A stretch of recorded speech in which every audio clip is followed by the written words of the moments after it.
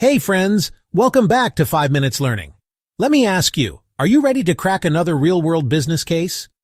This is your channel for mastering case studies, just like a pro. So what's on the table? We're diving into Unilever's big DEI pivot after the 2024 backlash. Ever wondered how a global giant handles controversy? Think about this. If you were running a company worldwide, how would you juggle diversity goals, employee expectations, and public criticism? All at once? It's a lot, right? It's like walking a tightrope. One wrong move, and you could lose balance. That's exactly what happened to Unilever in 2024. What would you do in their shoes? But here's the twist. Instead of backing down, Unilever retooled their approach in 2025. We're going to break down exactly how they did it, and why it matters for you. From Dove to Ben & Jerry's, their brands turned this into a high-stakes story. Can you see how much is on the line when big brands get involved?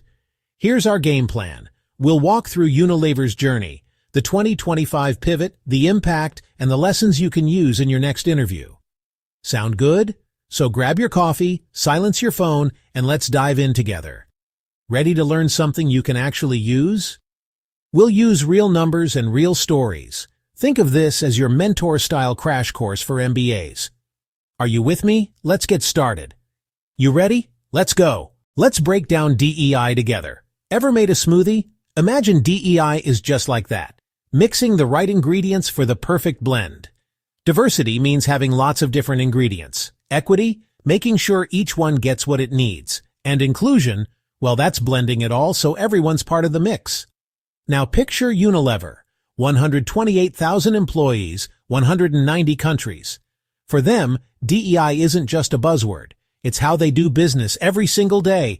Their brands reach all kinds of people. Why? Because diversity sparks new ideas and drives real results. By 2018, Unilever hit gender balance in management, 50/50ths in many places. That's progress, right? They set big goals, spending billions with diverse suppliers and hiring for disability inclusion. Ambitious but necessary. But then, 2024 hit. Some critics said, are we focusing too much on identity? Not enough on merit? Tough question, right? Inside Unilever, some employees started to wonder about fairness. And you know what? Perception really matters. The data was mixed. 80% felt included, but 15% flagged issues with promotions in some regions. It's complicated. Public praise and criticism came at the same time. Sometimes, what people think fills in the gaps the data leaves. Anonymous reviews asked, are we still hiring the best person for the job? That's a question leaders can't ignore. That one question made Unilever's leaders stop and rethink everything. Good intentions met real-world complexity. Targets brought results and new challenges. So Unilever listened, learned, and decided to change course. Let's talk about Unilever's big move in 2025. Did they ditch DEI? Not at all.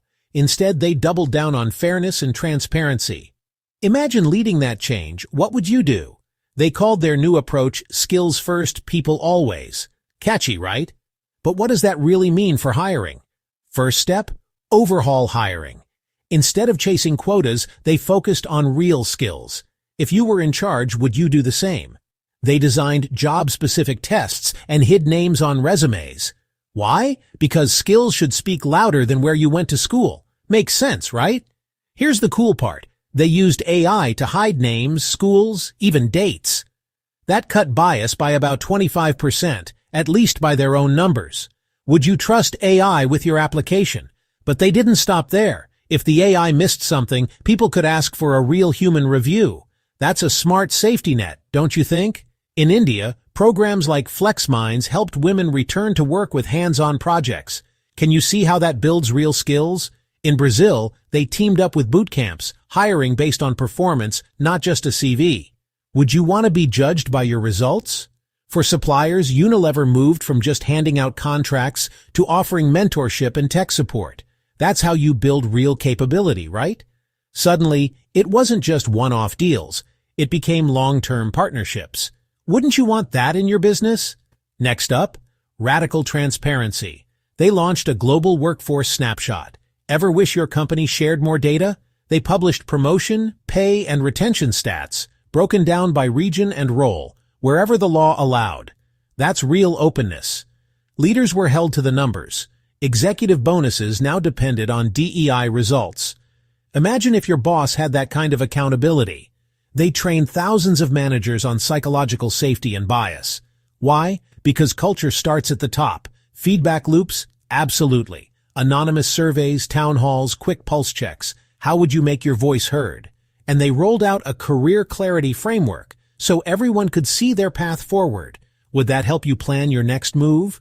Let's look at real results. In Indonesia, tackling microaggressions boosted morale. In Australia, making sites accessible won employee praise. Disability networks improved retention. See My Skin tied DEI to brand purpose. People felt proud. In India, training grew female leadership. Supplier partnerships built lasting skills. Anonymous screening plus human review balanced fairness. Leaders were held to outcomes. These are practical examples you can use in your next interview. Which one would you mention first? Did it move the needle? Yes. DEI became a growth engine. A local product line exceeded forecasts by 30% because the team reflected local tastes. Engagement climbed. Turnover dropped about 15% year over year. Perceptions of promotion fairness jumped. Employees saw clear paths forward. Brands like Dove saw improved NPS. Consumers rewarded authenticity backed by data. Younger customers noticed transparency. It resonated with millennials and Gen Z. Lesson 1. Listen to feedback. Early signals matter. Make channels for honest feedback and act on them. Lesson 2. Be radically transparent. Show the data, not just PR. Discuss the data openly. It replaces rumor with facts.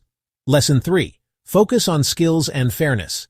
Diversity becomes the outcome. Tie leadership accountability to measurable outcomes. For MBAs, use this case to discuss stakeholder management and metrics-driven HR strategy. Frame DEI as a growth engine. That argument wins interviews and boardrooms. Adapting globally requires local nuance. What counts as diversity varies by market. Legal pushback demands policy agility and compliance. Scale needs tech investment, training, and auditing. Momentum must be institutionalized into systems and budgets. Quick recap. Early wins. 2024 turbulence. 2025 pivot. Skills first. Radical transparency. The playbook. Listen. Show your work. Connect DEI to measurable business outcomes. For MBAs, this case is gold for interviews. Stakeholder alignment, HR strategy, and metrics. Unilever's story shows DEI can be both right and profitable when done transparently. For you MBA aspirants, this case is a goldmine for interviews. Use it to discuss stakeholder management or HR strategy. For professionals, take Unilever's playbook. Listen, adapt, and lead with purpose. Comment below with your thoughts. Would you thrive in their inclusive culture? Don't forget to like, subscribe, and hit the bell for more case studies on 5 Minutes Learning. Share this video with your study group, and let's keep learning together. Stay curious. I'll see you in the next case study.